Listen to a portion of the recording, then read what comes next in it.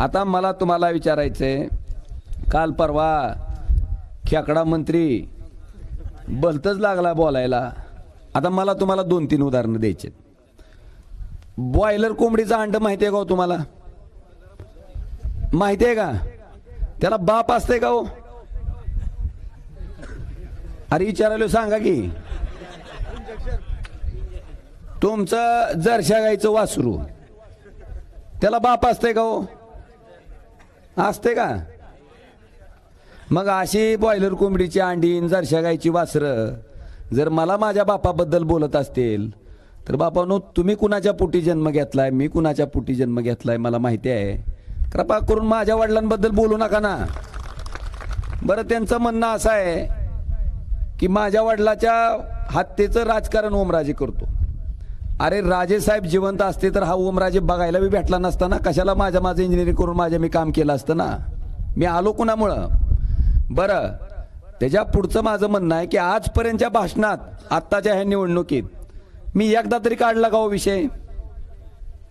मग काय ह्यांना खाजून अवधान यायला लागले? बरं, माझ्या वडिलाची हत्या झाली ही काय खोटी गोष्ट आहे का?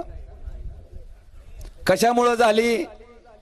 बरं, त्याचा केसचा निकाल, त्या ठिकाणी कारवाई चालू आहे त्या केसची. माझं असं म्हणणं आहे, काल देवेंद्र फडणवीस स्वतः खेकडा मंत्री आहे, ह्या दोघांनी माझं जाहीर आव्हान आहे की हे राजेसाहेबाच्या हत्येचं प्रकरण शेवटच्या टप्प्यात आहे. तुम्ही गृहमंत्री आहेत, फास्ट ट्रॅक कोर्टाकडे तुम्ही द्या प्रकरण, 1 महिन्यात निकाल लावा म्हणा. तुमच्या हातात सगळी यंत्रणा आहे. का देत नाहीत? त्यांना माहिती आहे दोषी सापडणार आहे म्हणून. रोज तारखा वाढवून घेतल्या जातात, रोज काही ना काहीतरी कारण दिलं जातंय. आणि 2006 पासून आज 2024 उजाडलंय.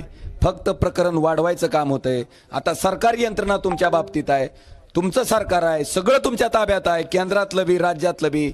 माझं त्यांना आव्हान आहे की तुम्ही तुमची यंत्रणा वापरून महिन्यात काय दूध का दूध, पाणी का पाणी करून टाका ना म्हणाव, सिद्ध तर होऊन जाईल.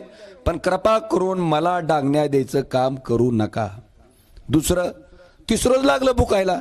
आता तेरणा ट्रस्ट, आताच मी तुम्हाला सांगितलं, एक सभासदाची, डायरेक्टरची नावं कमी करून राणा पाटील मरुस्तोर सदस्य, अर्चना पाटील मरुस्तोर सदस्य, आजीवन सदस्य, मल्हार पाटील आजीवन सदस्य, डॉक्टर पाटील आजीवन अध्यक्ष. मला वाटतंय ही ट्रस्ट हाणायची प्रक्रिया नाही का? मग हाणली कोणी?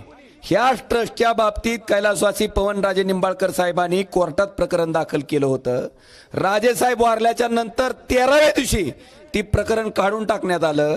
आणि त्या ट्रस्ट बद्दल जर ही नालायक माणसं राजेसाहेबाबद्दल बोलत असतील तर ह्यांच्या करावी तेवढी बुद्धीची कीव कमी आहे.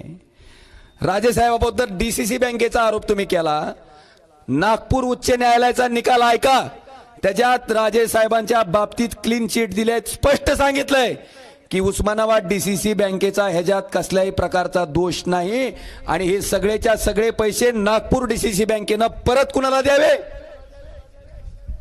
मग ह्या निचाड माणसाला मला विचारायचंय की राजेसाहेबाच्या नावानं तुम्ही कशामुळे आज ते हयात नसताना बोलताय?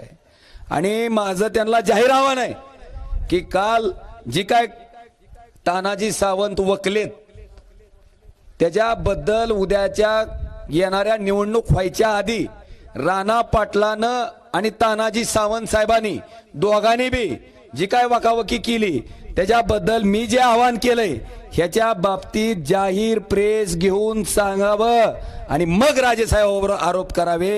हे माझं आजच्या कार्यक्रमाच्या निमित्तानं त्यांना जाहीर आव्हान आहे. हे सुद्धा मी आज या ठिकाणी नमूद करतो. बांधवानो, ही झाली परिस्थिती.